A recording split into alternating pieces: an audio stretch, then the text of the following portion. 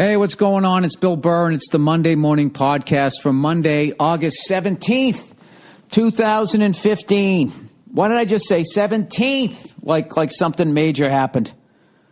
You know, on this day. On this day, 200 years ago, Christopher Columbus had jock-itch, which was fatal back in the 17th. How the fuck would he still be alive, Bill? He probably died of scurvy in the... 1492, we came over here and hacked off the fucking Native Americans' hands. You know? Probably had unprotected sex.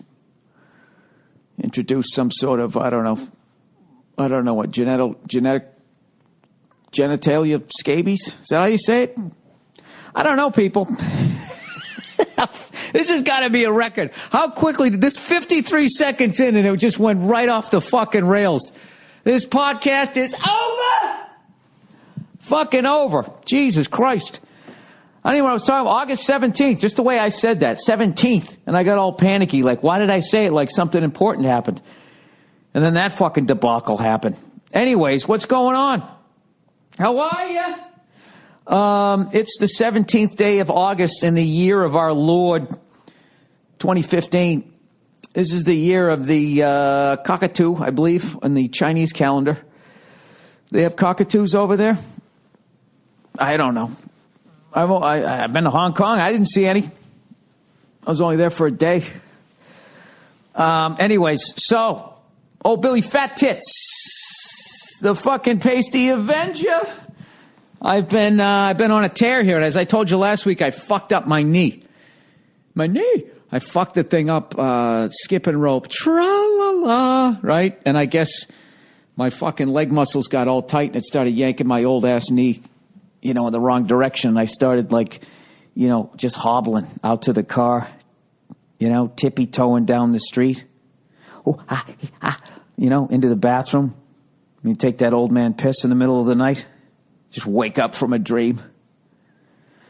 I don't know what you dream. What do you dream about at my age? No? Going to a farmer's market and they still have tomatoes left? Yeah, that's a dream to me. I wake up aroused when I have that dream. It's a sad fucking case. But anyway, so I stretched out and did all that shit, but still, I kind of fucked up on my diet a couple days. My wife, was asking, hey, why don't we hang out and go do something? So we went to a museum, and I fucking hate museums.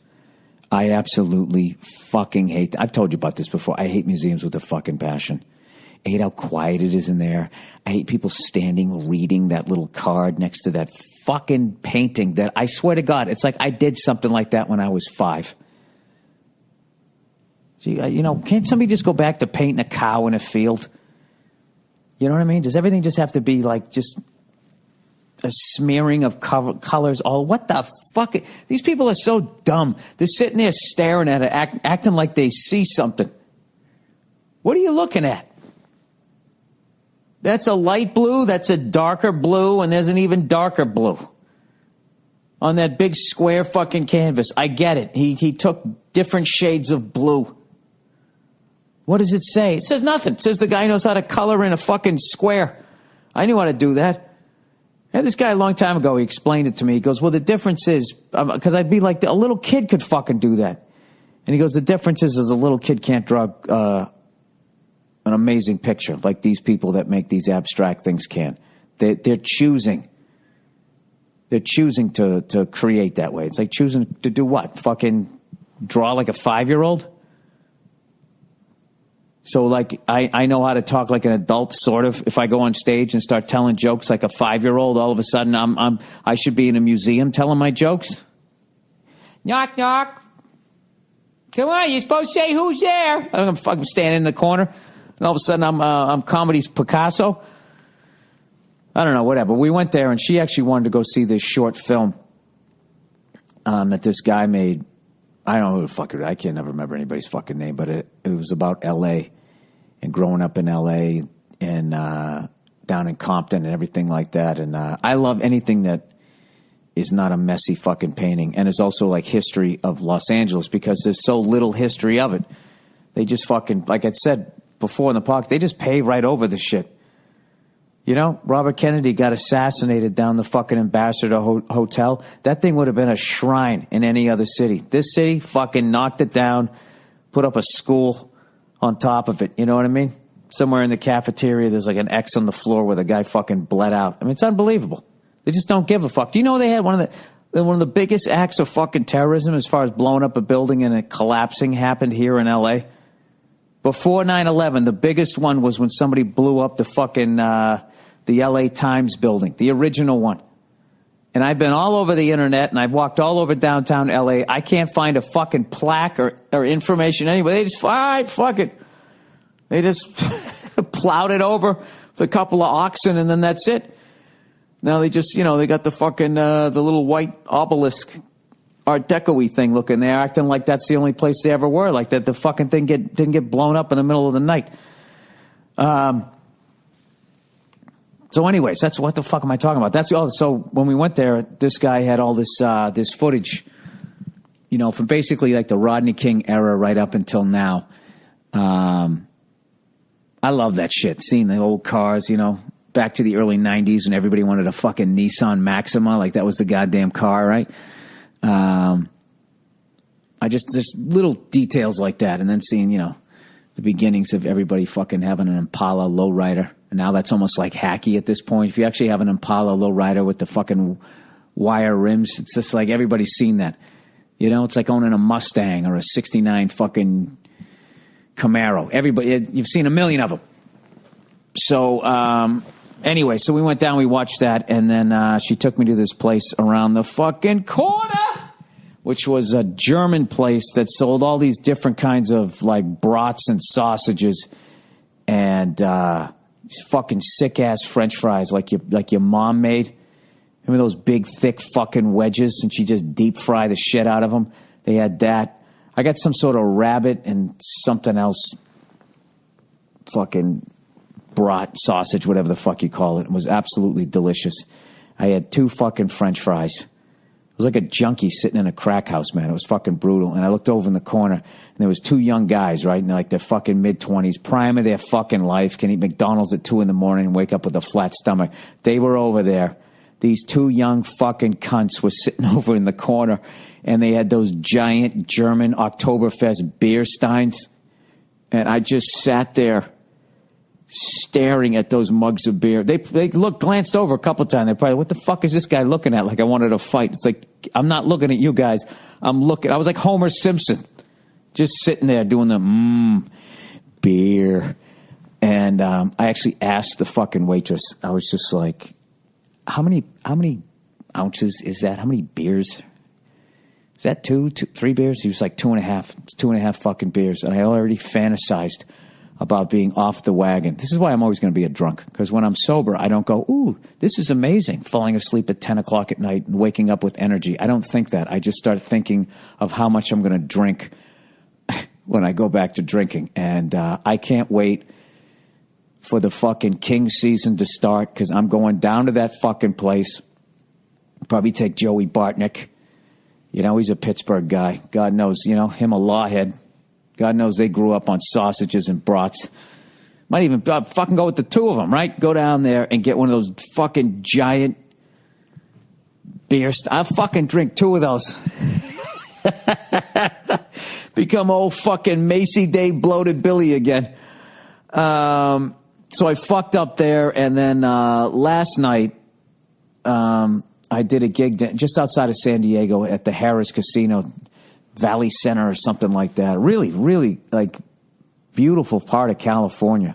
Like, you come off of the 5 and there's all these little mom and pop stores. I was making fun of it and shit, but it just had like that vibe of like small town / maybe a meth problem, you know, which is like, I guess that's what Mayberry is nowadays, you know, probably heroin now.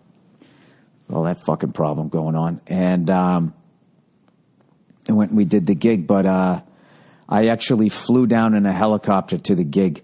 I rented an R-44, and I brought the opener, Kevin Shea, with me, and I flew down with my instructor and his brother. And, dude, it was the fucking shit. I probably lost money on the gig, but I don't give a fuck. It was cool as hell. We were actually going to land in the parking lot they actually have like a little area that they use as a helipad. It's just this corner of the parking lot. We were going to land there, get out, do the gig, and then in the end get back in the fucking thing and take off. But the thing was it had all these mountains all around it, and the main street in had no lights, and there was a lot of power lines and that type of shit. So we were just like, yay, why don't we land at a fucking local airport and drive in instead, considering neither one of us has ever flown out of here, you know? And those are the fucking decisions you make if you want to fly safely. They actually had a midair collision down there, I just saw. This little-ass airport. I don't know how the fuck you don't see each other. You're not talking on the fucking radio? I don't know, man. That's the kind of shit you just like, yeesh. You know, when you start thinking you know stuff, which is always dangerous in any fucking business, we start, hey, you know, I can fucking kind of keep this thing. One of the hardest things when you first fly is staying at a consistent altitude. What you're supposed to do in a helicopter is basically look at your manifold pressure gauge and whatever inches you're pulling. Really sounds like I'm jerking off here, but whatever. It's measured in like inches of mercury. So say if you're 21 and you look over at your VS, vertical speed indicator, if it's at 0, you just dial it in and you just keep it. Okay, 21 inches is what I need to pull, and keep the fucking goddamn cyclic at where I'm at. But I always end up fucking it up. And if I don't look at it for a couple minutes, I used to go up like 300 or down or descend 300 feet. Now I'm kind of within like 100 feet. So I kind of felt better about that. But so anyway, so I flew down there and then we drove like another 25 minutes, did the gig, had a great fucking time, great crowd. And then we drove back to the airport and fucking flew back, man. And flew back from just outside of San Diego. We got back in about 35 minutes, flying over all of this fucking traffic, and just flew basically right along the coast the whole way up. And it was cool to do that. Actually, kind of, you know, he was teaching me sort of some instrument stuff where I'm not instrument rated, and of course that piqued my fucking interest now. So why the hell not? I might do that next, but as you fly in at night, like, it's obviously way different during the day. And I was just like, dude, I'm glad you're here, because I would be completely lost. I don't know where I am. And he just pointed up. He goes, see right there? He goes, that's the Long Beach Pier. You can always tell. Or the Long Beach wharfs. Piers? Well, I don't know what the fuck you call them. They're all fucking psychotically lit up. It's like the third biggest port, wharf, pier, whatever the fuck you call it, in the world, I guess. So it's always all lit up. And there's all kinds of fucking Xboxes and sex slaves and blood diamonds going in and out of there every fucking day. So it's always lit up. And we ended up landing at Long Beach after it was closed, which is pretty fucking cool. And they got this thing. I forget how many times you click it, but when we took off, the airport was already closed, so all the fucking lights were out and everything. And on the cyclic, you just fucking click, you know, where you basically, if you're going to talk to the tower, you just click it like 7 or 9 times, I forget. And when you do that, all the lights come on. The whole fucking field lights up. It's the shit. So that's what I did last night, huh? Not too shabby. But anyways, and you know what? Kevin Shea was really fucking chill. I thought he was going to be freaking out that I was flying. He actually said I did a good job. And he said this thing where he doesn't freak out when I'm taking off, when he's taking off or when he's up there. He says whenever the plane or whatever he's in goes to land, that's when he freaks out, which I thought was kind of interesting, to just be afraid then. Anyways, I'm babbling here. So I was talking about, so that night I fucking, you know, we had to leave like around 3:30 and flew down about 4 o'clock. So that was right around dinner time. And then I got to a casino and I'm just like, they were like, we got Mexican food. And I'm like, all right, you want tacos? Yes. How about a burrito? Okay. Sounded like Little John there. And I fucking, fucking just inhaled a chicken fucking burrito. It was actually really good. I have it, I think, was because I haven't eaten like that since the 4th of July. I haven't had any just fucking food that's going to make you a fat fuck. So it was delicious. But everybody else there was also saying it was good. And then I was in the back of my head going, dude, don't take it too far now. Don't take it too far. So then I reached for a taco, and I only had one. And so anyways, I came back this morning, and I got on the scale after I took my dog around the block and then went on like an hour and a half fucking hike and weighed myself with an empty stomach so I would actually make weight this week. I know the second I had a glass of water, I fucking went up like 3 pounds, but I'm going to say I'm about 171 pounds. The scale read 168, 170, and 169.4, depending on where I put it. So I just took the middle one, 169.4, and then because I hadn't eaten breakfast and I hadn't drank any water, I just added like fucking a couple, 2-3 pounds. So I'll say I'm 171. I might be a little under, I might be a little over, but there you go. Go fuck yourself, man. I've lost almost 17 pounds of fucking booze, burgers, ice cream, potato chips, and all of that fucking shit. And I feel great, and I can't wait to lose the rest of this, whatever the fucking it's going to be. Whenever I lose the last, I still can grab a nice fucking handful here, man. Whenever I lose the rest of this. And then the second I get a nice flat stomach, I'm going to get myself a gallon of ice cream and one of those beer steins, and I'm going to go right back up again. What is the point of losing all the weight if you're not going to go back and indulge and become a complete fat fuck again, right? I don't know. Maybe you do. Maybe you're doing it to have a lifestyle change. I'm just trying to I don't want to be 40 pounds overweight, so I'll just fucking drop that to 20, and I'll go back to 0, and then I'll be 20 pounds overweight again, just in time for my special next year. Big fucking booze head coming at you. And I would never do that to you. All right, let's get to, is there any fucking advertising for this week? Jesus Christ, I've shit on so many of them. I don't know what is left. Do I have anything? Oh, there we go. Oh, three little ones. Remember back in the day I used to have 6? What happened? Oh, these people stick with me through thick and through thin. They don't give a fuck what I say. I love this company. These people are fucking cool. Here we go. Ba-da-ba-ba. MeUndies. No more sweaty balls. Put a little mustard on it this week. MeUndies. Old broads wear the shawls. Pull out your dry nuts and shake them in her face. White or black, I don't care about a race. She'll like you and your fucking dick as it's all nice and tight in the undies. Oh, yeah. No more sweaty nuts. They got them for the ladies. All right. We all know how sexy confidence can be. And that confidence comes from being comfortable. But how great you can feel. What? But how great can you feel if your underwear is wrinkling and riding up? I don't give a shit if it's wrinkled. I just want it to ride up. MeUndies, you start doing that fucking little Elvis shake of your leg, trying to get it to come back down again.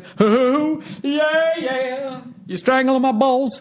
And that's why they've created the world's most comfortable underwear for a daily dose of confidence. When you look good, you feel great. It's a cliche because it's true. Well, you switched it up. If you look good, you feel good. If you look good, you don't feel great. If you look great, you feel great. You look good, yeah, you feel good. If you look good and you feel great, you're kind of an arrogant ass. Right? Anyways, it's a cliche because it's true, everybody. MeUndies understands this, and that's why they've put it in their coffee, and they've also designed underwear that makes you look and feel fantastic. You don't even need to wear pants anymore.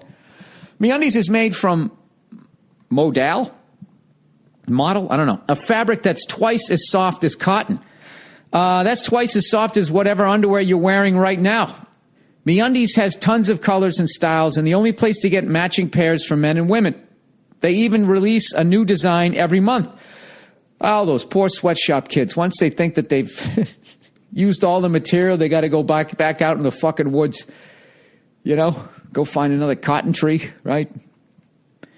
Dye it with their own tears. Plus, we all know paying for shipping sucks, so MeUndies has removed that from the equation. All orders in the U.S. and Canada ship for free. MeUndies has even has a money-back guarantee. If you don't love your first pair of underwears, if your fucking balls don't feel fucking great, you get another pair for free. Well, why the fuck would you want another one if you didn't like the first one? You literally have nothing to lose. To sweeten the deal, MeUndies is offering you 20% off your first order at MeUndies.com/Burr. That's a special offer for just my listeners and every other podcast that these people advertise on.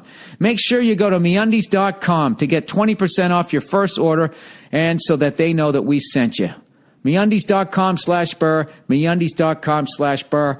Hey! MeUndies.com/Burr. All right. Dollar Shave Club. I got to tell you guys something. Shaving the old way sucks a big bag of elk dick. All right? It hurts.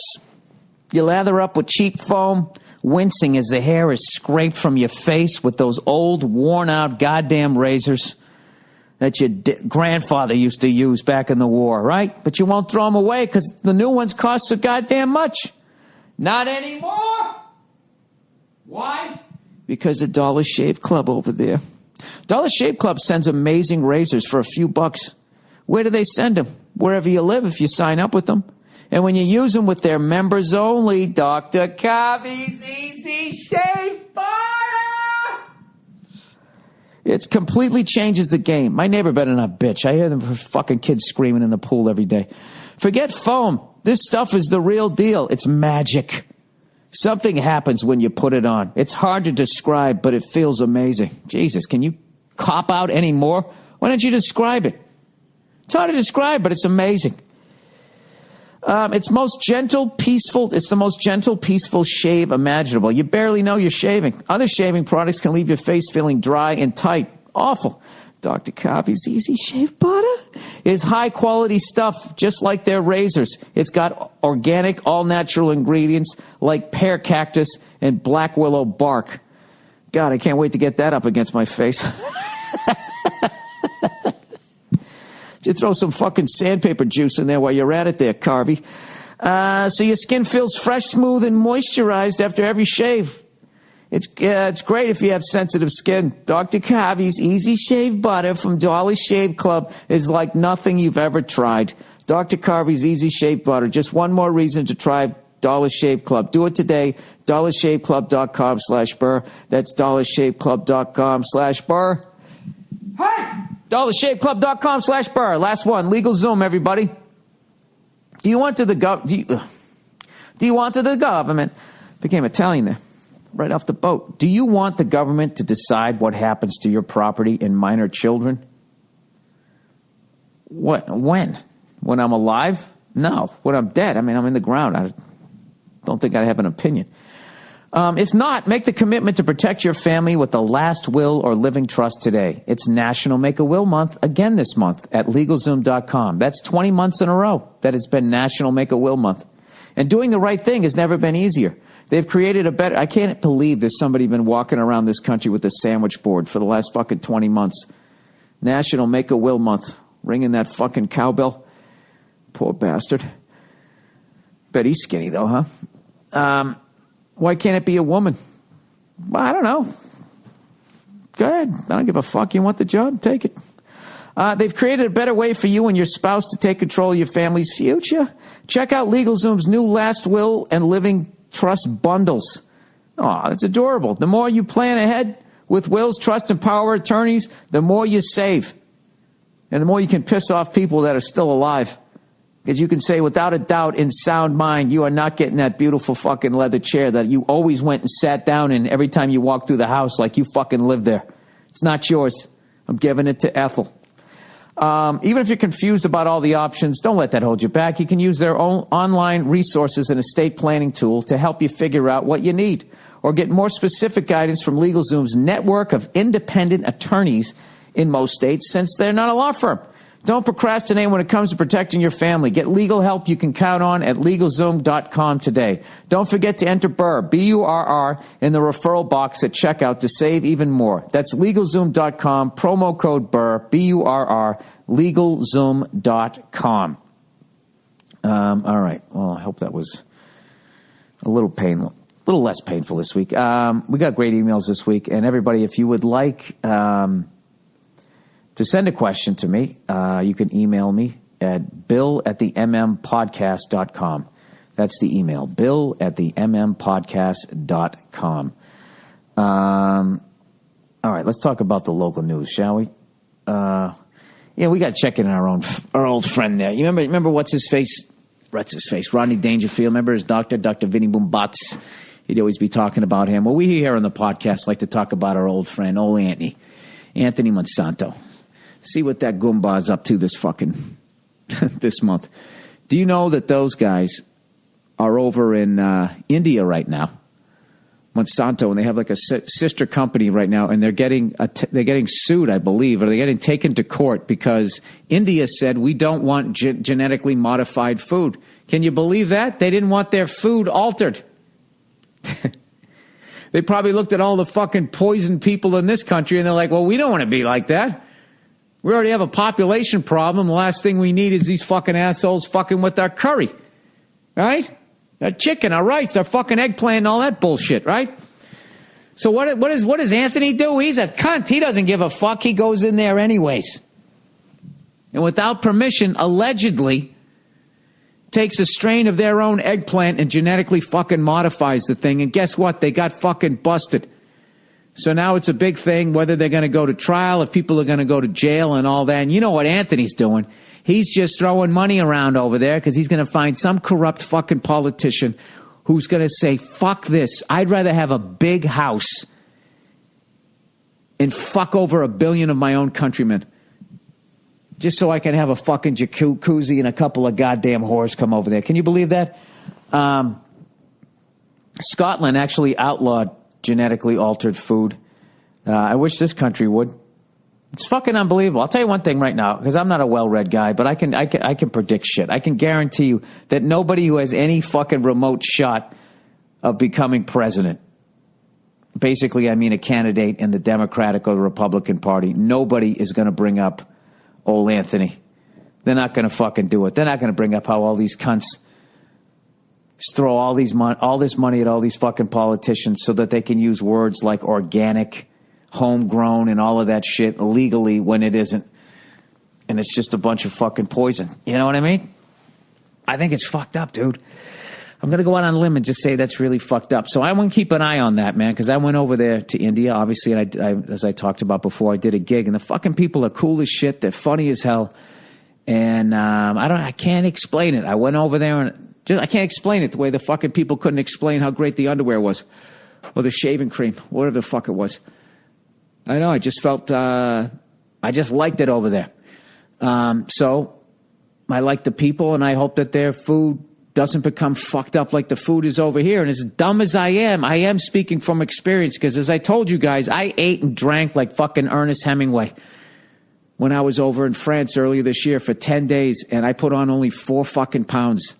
I was crushing beers, rich fucking meals. I was eating fucking homemade cream puffs every day. And I came home and all I gained was 4 pounds. If I did that shit in this country, I would have fucking gained 15, 17 fucking pounds. Telling you, man, I don't know, there's something going on. Believe me or don't believe me, I don't give a fuck. I'm just throwing it out there. And so anyway, if you guys have any good stories about our good friend there, Anthony, we'll see, Anthony Monsanto, we'll see, we'll try to just keep an eye on him. See what the fuck he's been up to. Anthony! All right, so as I mentioned, this time of year, I actually start to pay attention to baseball because I fucking love October baseball. You know, they fucking put all the extra mics in there and the crowds sound amazing. It's cold, you know. The trophy's on the line. Fucking legendary shit happens. I can't wait, you know. So we're coming out of the dog days of summer here, so I'm starting to pay attention. So for those of you not paying attention, my fucking Red Sox. I've watched one game this year. They're 52-65, a .44 winning percentage. They are 12.5 games out. And they've played 117 games. What do they play? 162. So they got about 40 fucking 5 games left. Oh, Jesus. Oh, my God. If we won all 45, we could only win. There's no way we can win 100 games this year. We need to go about 40-5. I think we got a shot at winning the division. Actually, no. The fucking Yankees are 64-40. in 52. We're not going to catch them, but 12 and a half games out. Yeah, I'd say this is a wrap. Toronto's a half game out. Loving that. I hope they keep plummeting.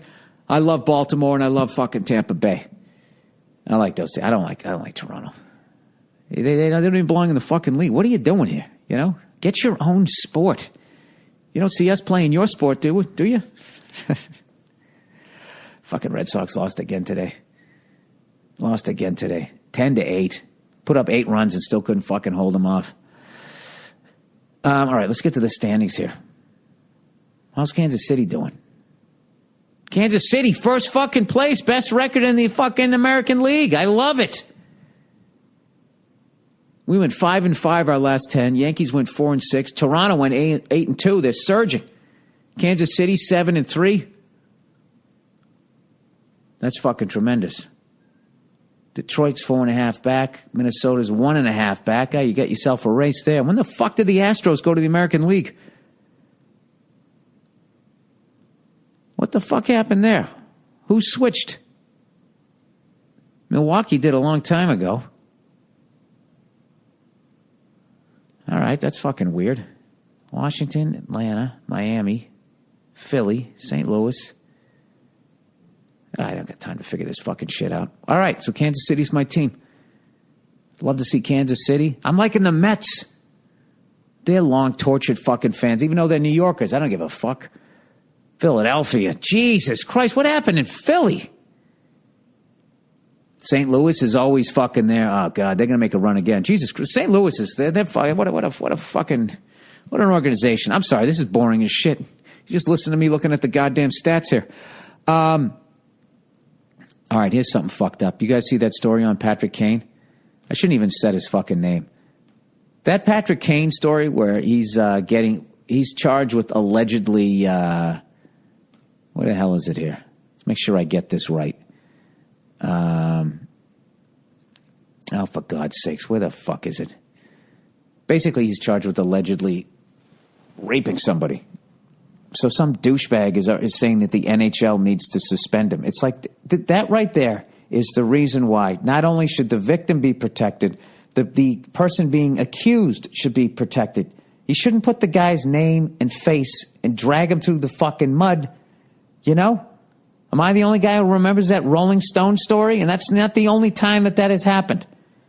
All right? So in fairness, considering what this guy has to lose, he should be treated with the same respect as the alleged victim because it's all alleged. You shouldn't be fucking... It's none of my fucking business right now. You know what I mean? Let it go to trial. Have the whole thing come out in the fucking wash. And in the end, if he's found guilty, then not only suspend him, you can't have a fucking convicted rapist in you. That's the end of his career. Ugh. That's my voice just cracked it. That's the end of his fucking career. I'm not trying to attack either person here. I'm just saying, in the future, they really need to start fucking doing this because let's just play devil's advocate the way this blogger is fucking talking about Patrick Kane like he's already been convicted.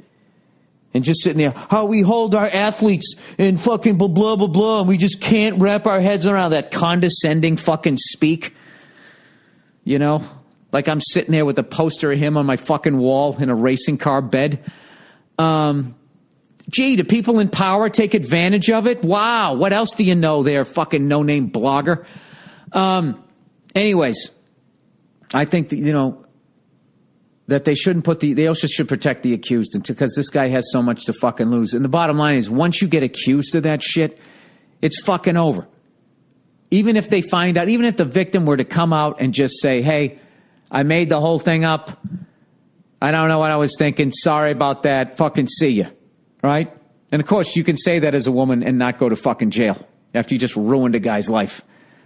Sorry, I was just in a mood, Then I went out and I got some breakfast and I felt better and I realized, you know what? He didn't rape me. Actually, I kind of enjoyed it.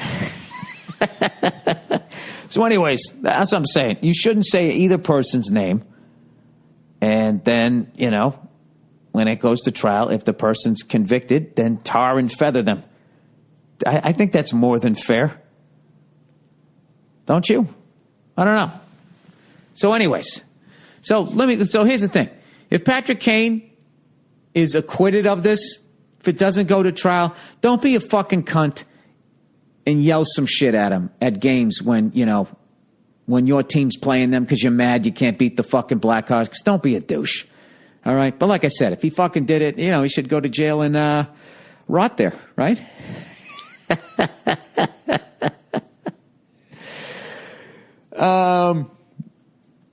I don't know. Let's fucking move on here. What else do I got? How much fucking time? 35 minutes. Okay.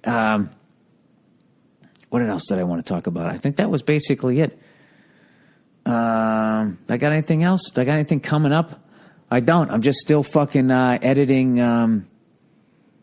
this F is for Family. I got to go back in tomorrow and all that type of shit. I can't wait for you guys to see this shit. I can't wait. I believe I got to wait until December to find out if you guys think it's good or it sucks.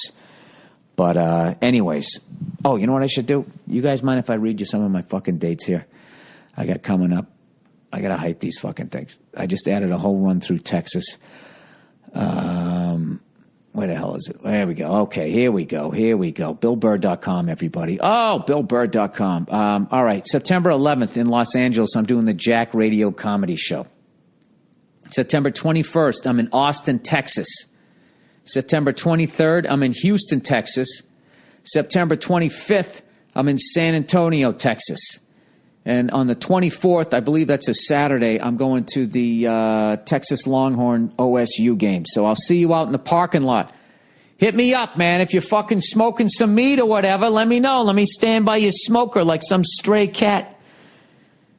I'll throw $20 towards your tailgate or $40, whatever you need. Let us buy in. Me and Verzi are coming through town. Let us buy in. All right? But don't fucking reach out to me if you got some bullshit here. This is Texas. I would accept bullshit in some other fucking state, but this is Texas. You guys are known for this shit. We'd love to come by. We'll bring some fucking top shelf booze. We're going to be rooting for the Longhorns. We'll have a good fucking time. All right. And then in the end of October, October 22nd, I'm going to be in Pittsburgh, Pennsylvania, at the Heinz Hall for the Performing Arts. October 23rd, I'm going to be at Playhouse Square State Theater in Cleveland, Ohio. October 24th, I'm going to Indianapolis, Indiana. Jim Irsay country. I'll make sure I have enough air in the fucking microphone. I'm playing the Merce Theater. October 25th, I'm in Detroit at the Fox Theater. The 26th, I'm going to be in Grand Rapids, Michigan. 28th, Minneapolis, Minnesota. 29th, the Chicago Theater. And then on November 6th, I'm going to be in Philly. Haven't been there in a long fucking time. Usually play the Tower Theater. I'm going to be playing another Wells Fargo Center this time. So I got a brand new hour of shit. I'm going to be fucking doing a bunch of stand-up between now and then. So I give you guys your money's worth. So please, by all means, come on out to the shows. I would appreciate it. All right. And with that, let's get to your questions this week. I think I've run my mouth enough about myself and what I've been up to and the things that I find important. All right. Fat shaming success story. All right. Oh, it was a rough one, All right. Hey, Bill, I'm 6 feet tall, and 5 months ago I weighed 320 pounds. Big boy. Jesus, buddy. All right. I'm now down to 243 and trying to get down to around 200. I've been using your self-shaming method, and it's obvious that it works. I fucking love that self-shaming wins. You getting in there, huh? You taking your shirt off, standing in the mirror, jumping up and down. Look what you did. Look at it. And then you fucking build yourself up. Turn it around. He said, even though my people tell me I look good, I don't let up on myself. Thanks for the motivation and go fuck yourself. Yeah, man, you got to do it. You got to stay on yourself. And this is the thing, too. This is psychologically how I look at it. I look at it like each week is a game, like in the NFL season. All right? I get on the scale. I figure out how much fucking weight I need to lose. All right? I needed to lose like a good fucking, I was a good, oh, Jesus. My fighting weights, when last time I had a flat stomach, I was between like 162 and 165. So I was up to 187. So I needed to lose a good 20, 25 pounds. All right?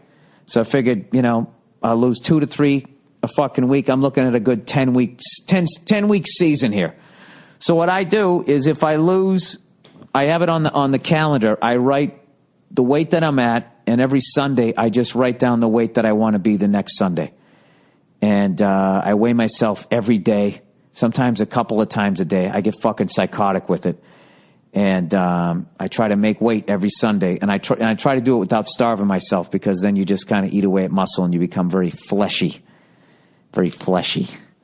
Which is you're just all gelatinous and shit. You want the muscle because I guess it eats the fat, because that's what somebody in a bar who wasn't a fucking nutritionist told me. All right? So, and then how I do it so I don't fuck up is because I know that there's no way I'm going to go 10 fucking straight weeks and eat absolutely perfectly. I know at some point I'm going to fuck up and have a burrito and a taco and a fucking brat or whatever the fuck I did.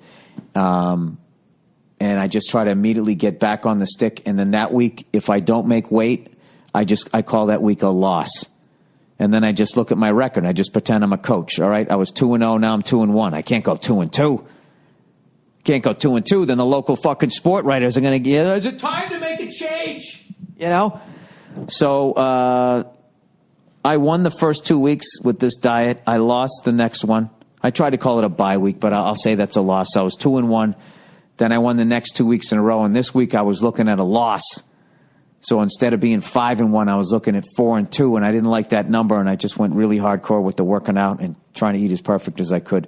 So I just look at it that way. And if you, if you fuck up or whatever, it's not the end of the world unless you allow it to be. And I think a lot of people, myself included, is when you fuck up on your diet, the next day what you have to watch out is when you eat a bunch of grease or sugar or salt, you're going to wake up the next day and you're going to crave that shit. So what you've basically started is a little fire that you can easily stomp out with your fucking slippers while you're still in your bathrobe by just making yourself a bowl of oatmeal or something healthy for breakfast. And then you eat that, you're because you've been eating so well, you're going to still be on that craving healthy stuff. This is how it works for me, okay? Obviously, I'm not a nutritionist. I'm none of this, no sports medicine, nothing. This is just what's working for me. I've realized after years, I think it was stupid when people said food is a drug. I realize finally now that it is. So when I fuck up, and I basically in a food version hit the crack pipe, I just make sure the next day that when I get up, like before I even, like I go for a walk, I drink some water with some lemon, and that will really calm you down, so you don't get a fucking Danish or go out and get some waffles or some salty fucking eggs and cheese and bacon and all that shit.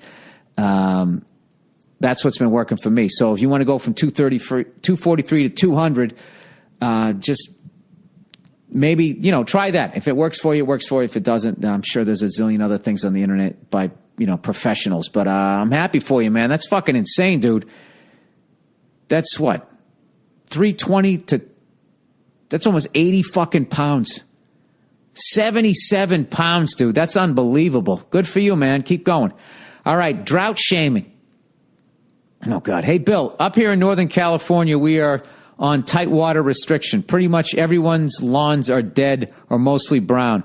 Personally, it's driving me up the wall to have a dead-ass yard, but, I'm going to do my part. My issue is these selfish cunts who have the fucking nerve to just flood their goddamn lawns like they're special or something. I want to drought shame the blatant water users in my neighborhood, but I don't want to shit where I eat. Do you have any thoughts or advice? By the way, we saw your show when you came to Sacramento and you killed, man. We hope you come back soon. Oh, thank you. Well, look, I never advocate ratting somebody out. But it's a weird thing when somebody's doing something that affects the whole tribe. You know what I mean? This isn't like, the guy drove home. I don't know. Whatever. I can't think of a fucking example. This is something that really is affecting the entire state. I don't know what I would do. Why don't you leave him an anonymous note and just say, listen, I'm not trying to be a jerk, but we are in a drought. You're not supposed to be watering your lawn, and I'm not the kind of person to rat somebody out. That's what you do. And I would really hope that you don't put me in a position to have to call the local authorities about you watering the shit out of your fucking lawn. So then basically what you did is you went passive aggressive. You didn't rat him out. You basically, listen, dude, don't make me fucking do this. But at the end of the day, man, I mean, we're in serious fucking trouble here. So that whole no snitching thing, it becomes a little bit of a gray area. So why don't you give the guy a fucking chance? You know? Don't be a cunt in the letter. Just say, please, I don't rat people out, but, you know, this is the needs of the state, and the people in the state are way bigger than you and your yard. Please don't put me in a position. You got to go walking, like in True Romance. When he fucking clasps his hand together, like whatever he said, I beg you, don't put me in this position or something, whatever the fuck he said. That's what I would do. So then you don't have to fucking rat him out. Then if, you know, he keeps watering his lawn, I don't know, what do? You know what you do? You pussy out and you have your wife make the call. I don't know, man. I really have zero tolerance when it comes to people, I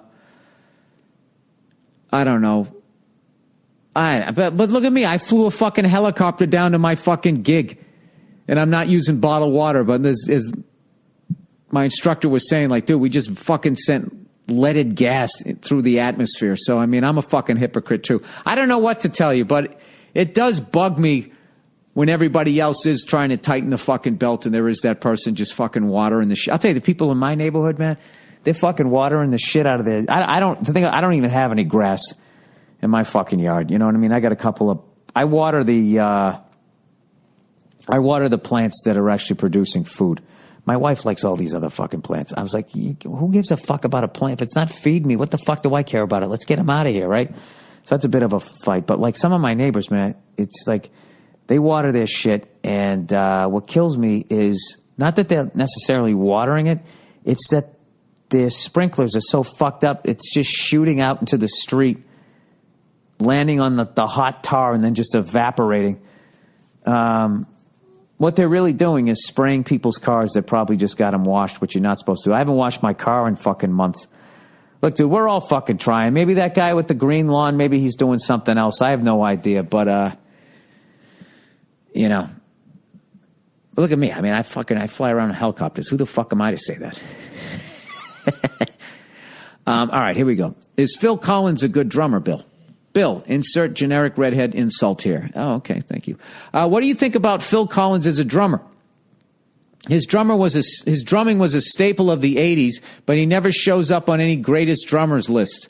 As a drum enthusiast yourself, can you explain why? Is he not a great drummer? As an average music listener, but not a drum expert, I think he drums like an awesome motherfucker. But I know fuck all about the technicalities of drumming except what you share. Is Phil Collins great or even good? Please help. Phil Collins is a fucking monster. He's an unbelievable fucking drummer. And he has his own sound. And what I love is the time when he came up, there was this fad of having no bottom head on your toms, which are basically the you know, you have your bass drum, your snare drums, and then like, you know, basically, you know, someone does a fill, those fucking things. Those are your tom-toms, right? So there was a time where having no bottom head, for whatever fucking reason, they were called concert toms. There was people that just liked that sound. Like they went through this whole studio time in the studio, I think, where they were really deadening the sound. Like drums really had a dead sound, and maybe that's why they did it. I don't know. I'm getting in over my head very quickly here. But he came up, you know, when I go all the way back to the when he was just playing drums in Genesis, and Peter Gabriel was still in it, and they were that whole prog rock band. I think even back then he didn't have any bottom heads, and he has his own sound, and he's fucking left-handed, and he's an absolute fucking monster. And In the Air Tonight, that fucking drum fill, that's one of those things that, you know, I guess if you played drums for 3 months, you could mimic it, but could you come up with it? So why doesn't he get credit? Well, I would say because he played, when he played drums in Genesis, they were a progressive rock band, and I think it was, I don't know, it was just too fucking avant-garde. It wasn't pop. So he didn't quite get the credit. And then when the 80s came around, he became the front man. He became the singer, and he'd go back. There was a Chester Thompson, and they'd play drums together, maybe do a little drum battle or something like that. But then it was considered, oh, wow, look, he can. There was a lot of people, even by the 80s, who were like, oh, he can play drums too. They didn't know that he started off as a drummer.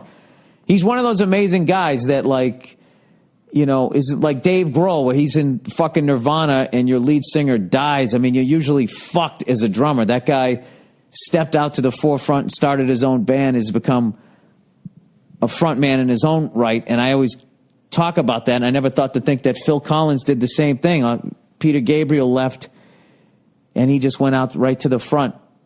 Don Henley is another guy, but he always sang when he was with the Eagles. But anyways, why doesn't he get the credit? I think because of songs like Sussudio, when he was completely overexposed in the 80s, and he made really schlocky pop music. He went from being this underground outsider guy to just right in the crosshairs and being the most successful guy of an age.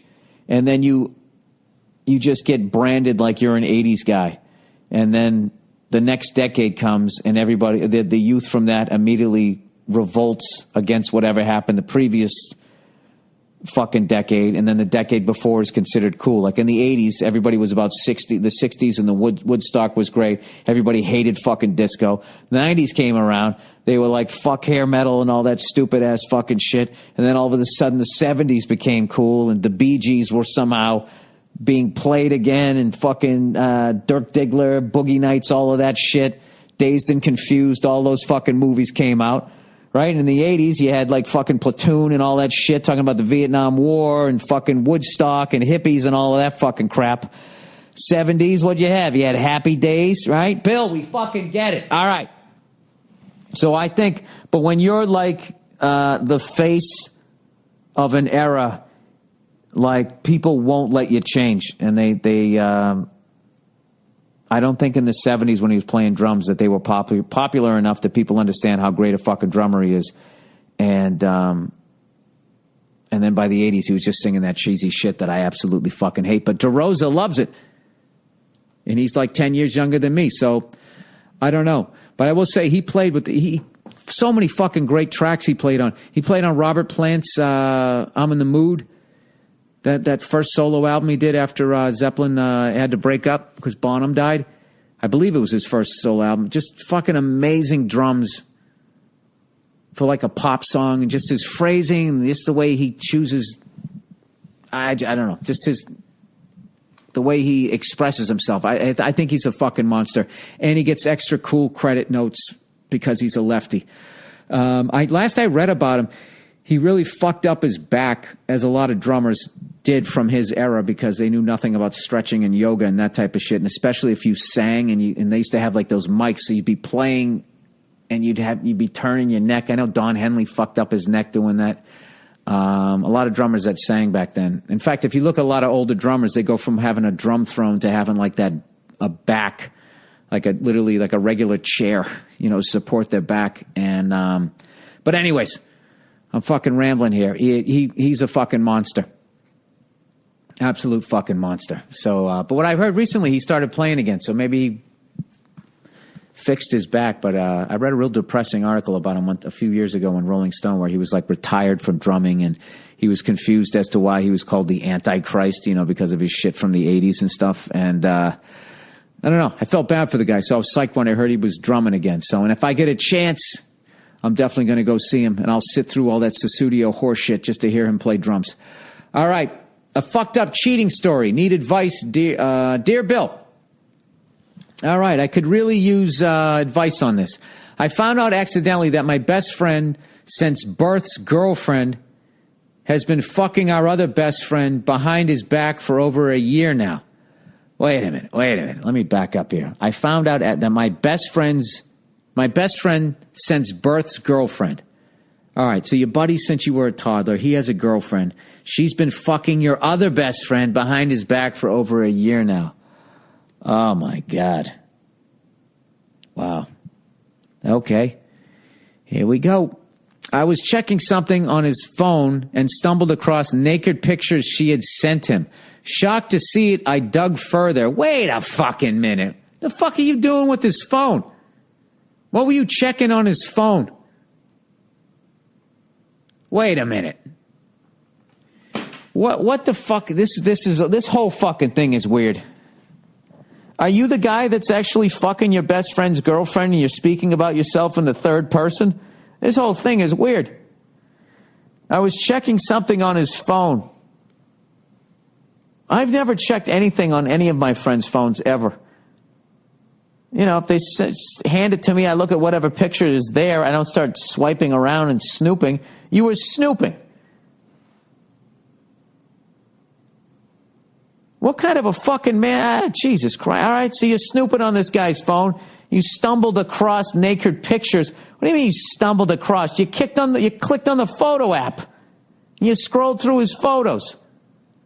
She had sent them, and then what? You sent them to your phone and jerked off to it later? I'm probably being too hard on you. All right, shocked to see it, I dug further and read the text between them. Oh, Jesus, you were just fanning yourself, weren't you? I love how you're just not fucking doing anything wrong either. The next thing I couldn't believe it. So now I'm looking at his tax record and his fucking social security number. Anyways, all right. Shocked to see them, I dug further and read the text between them saying how much she loves him and she wished they could fuck all day. And it made me so sick to my stomach that I went into his tax records. Sorry. She's the nicest girl I ever met in my life, and I look at her as a sister, but now I see how bad she's been fucking a kid over that's like my brother with his best friend, and I have no idea what to do. He trusts them both so much that he had no problem with them going alone together to Green Bay for a football game. Oh, my God. Oh, Jesus. They probably fucked on top of one of those cheesehead things. You know, she bent herself over it, you know. Goodness. Now when I hang out with them from here on out, how could I act normal when I know what's going on? It would destroy my buddy if I told him. If I tell him, not only would I lose the friend I have... Wait, if I tell him, not only would I lose the friends I have, but this girl... If this is a girl he lives with, would do anything for, and is going to get engaged to her eventually. The four of us are like family, so I'm stuck in a fucked up position. Could use your help here. Should I tell him or let it play out? No. What kind of a fucking friend are you? They're going to get married? Maddie, jeez. No, you can't let that happen. This is what you got to do. You got to go out with the other two, the two dirty ones that are fucking around. You got to sit down and just say, listen, I was snooping on your phone. I shouldn't have fucking done it. And I saw the pictures. I know what's going on with the two of you. All right? So, can you guys please tell him before I have to? And you have to tell him. You can't just break it off. You have to fucking tell him, because you're not going to break it off. You're going to break it off and you're going to start fucking again, or you, lady, are going to go fuck somebody else because you don't love this guy. Just go tell him and break up with him and get on with your life. All right? And just say, I'm not judging either one of you, but, you know, what the fuck do you want from me? And you had to know that if you were going to do something like this, eventually something like this was going to happen. So there you go. Good luck with that, guys. I'll be over here eating a cheeseburger, and you just fucking remove yourself from it. All right? And and I would say, listen, man, you have until the end of the fucking weekend to tell him, or I'm going to sit him down and tell him. All right? That's it. And I didn't create this fucking situation. The situation is what the fuck it is because of your dick and your pussy. Maybe not in that order. Maybe in that order. What are you going to do? And I would just fucking walk away. And, you know, and I wouldn't judge either one. You guys sound like you're young. I have no idea. God knows I made plenty of fucking mistakes in my life in that area. So what the fuck are you going to do? Okay, they fucked up. They fucked up. And they just got to come clean and you let the shit fall where it may. I think, what's his face? Jim Croce's got a bunch of songs that your buddy could listen to. You know? She's living in L.A. with my best friend Ray. A guy that she said she knew well and sometimes hated. Isn't that the way? That's what you should do. You should be singing that in the background when they confess. Isn't that the way they say it goes?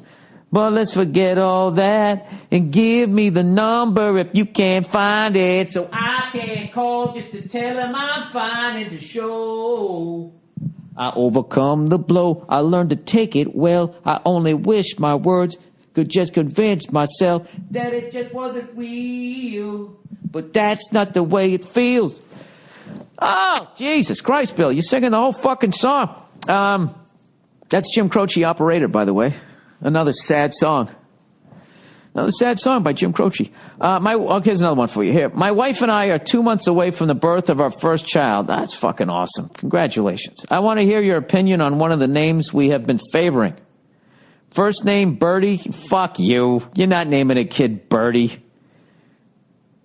You're full of shit. I don't buy this.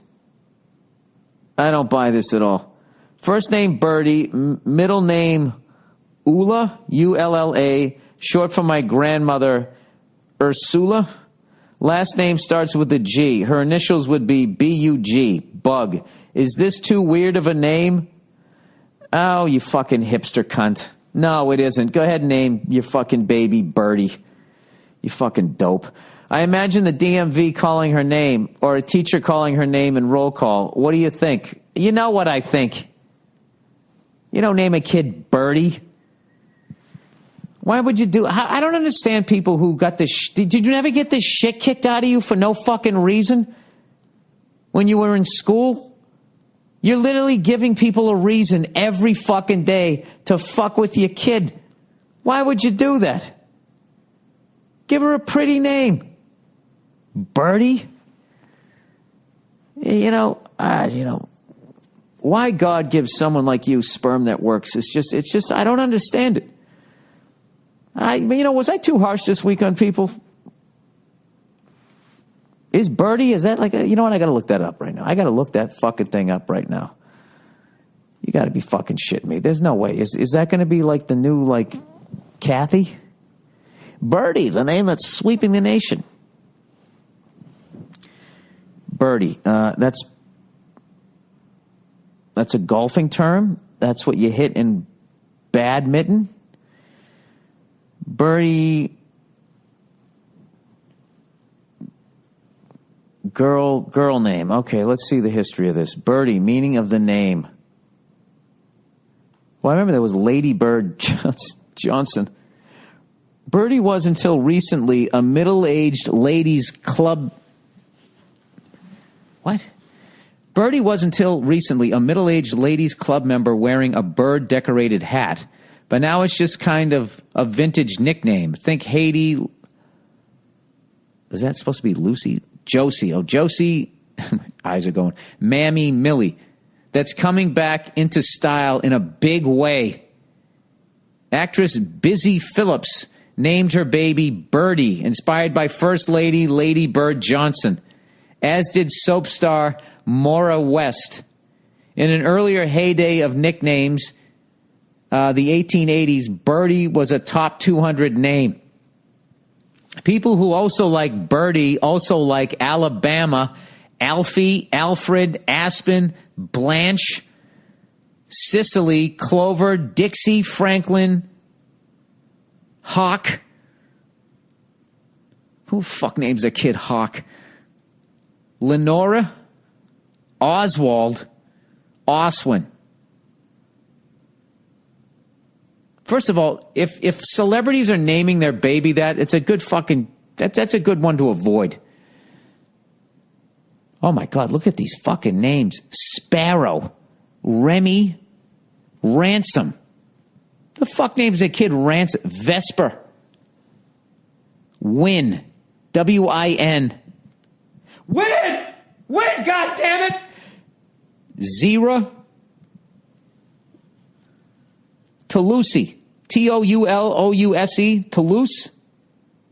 I looked at that and with my fucking dyslexia, I just saw tool shed. Patience. Who names a fucking kid Patience? The fucking irony that I just flipped out about that. Dixie. Wait, why don't you just call her truck stop whore? Frank. There's a normal one. Franklin. That's all right. Gertrude. Jesus Christ. What's she, banging someone in the fucking Gestapo? Gretel. Cosmo. Guthrie. Lottie. Maple. Marilla. Dude, these are fucking white people douchebag fucking names. Oh my God. These are Mortimer. India. Heron. Heron? That's like how black people say heroin. Heron. He's on that heron. You gonna name a fucking... you name your kid a drug? A slang for a drug? These fucking names are horrible. Wait a minute. Let me get this popularity. Okay, these are the popular names. I got to keep going with this podcast. This is Birdie is number 469 on Nameberry. What the fuck is Nameberry? All right, it reached its peak. This is like Casey Kasem. The name Birdie reached its peak in 1880 ranked at 210. And then by the 40s, wait a minute, it dropped all the way down to the fucking 1,000, where it belonged. Enter a different name. All right, let's enter what's the worst fucking name I can think of? What's a fucking douchey name a hipster would name their kid? I'm gonna go with Lampy. Just looked over and saw a lamp. See if that's one. No, Lampy is open if you want to be fucking original. How about Fridge? Fridge. It's something a fucking stupid white person would name their kid. We found 21 results. There's no way anybody's naming their kid Fridge. I bet Milty. How about Milt? Milt. Popularity is 1,000% this week. Did I already see Milt? I'm just going to think of some of the fucking old singers back in the day. It was Engelberg Humperdinck. How about Ebenezer? I can't spell this. Is there a Z in there? Just for the record, I'm spelling it Ebinezer.